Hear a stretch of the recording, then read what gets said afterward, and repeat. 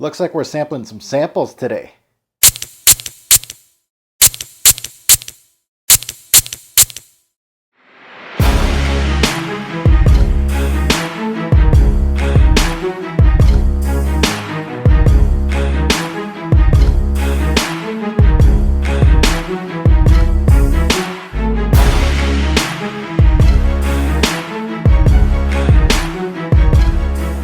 What's going on, YouTube fragrance family? Welcome to my series of sampling samples. Today I'm going to be sampling a designer fragrance, which is rare on my channel.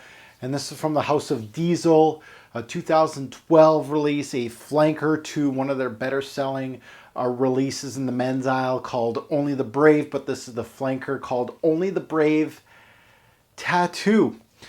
So the big notes in this particular fragrance was apple, benzoin, and tobacco. So let's take a look at my thoughts while sampling this fragrance. It opens up with the sweet red apple.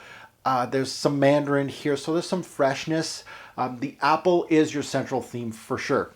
It has that familiar synthetic sweetness that some diesels have, but I would have to say it's a solid intro. It's not a great introduction, but it's a solid one. After a few minutes, it starts darkening up a little bit with the tobacco and pepper. The pepper in this fragrance doesn't have much bite to it, so you're not going to feel that rush of black pepper that you get in a lot of fragrances. It's just enough that it's there. And tobacco, to be quite honest, is not the best in the game. It's kind of a little iffy. The benzoin itself, very sweet, obviously brings that out throughout the fragrance, and it is going to continue until the end of the fragrance. I felt this fragrance was actually quite linear during my wearings. It really just reminded me of a teen type fragrance, a high school scent that is just decent. It's under that kind of umbrella like the Black Excess of the world. That's the kind of fragrance it is to me. It's good, it's not solid, and if you did miss it, especially when you're deep in this journey, you wouldn't be missing much. As far as staying power goes, we're looking at 5 to 7 hours. As far as longevity goes, projection was above average, so pretty decent score in the designer game. Exactly where you're looking for. Not too great, but not too bad either. Pricing, it varies. This thing has been on the market for a while, so shop around. You can find this as low as $30 US, right up to $90 USD. Bottle size, it comes in different sizes, 1.6, 2.5, 4.2. I think there's a mega big one too. It's Concentrations Eau de Toilette, and that goes to an overall score. I'm going to rate this from a 1 to 10 bottles. I'm going to give it a 6 bottle score.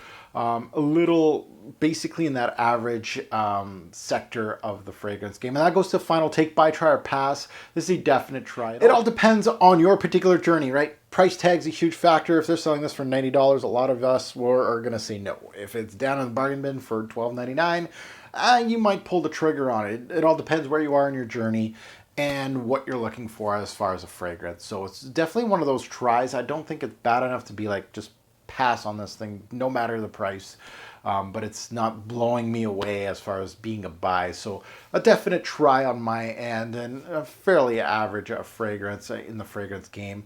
And Only the Brave, I still think Only the Brave Wild is the best one out of the 3 right now. As far as my testing goes, there's a bunch more that I need to go check out. So please comment below and let us know if you have smelled this fragrance. You own it.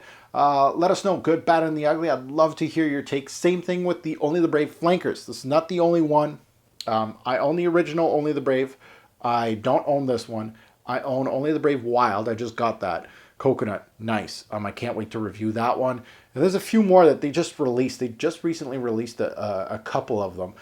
So let us know in the comments below if there's any ones that I should be checking out, you know, on my channel, if you want to hear my take on it. And as always, thank you so much for tuning in.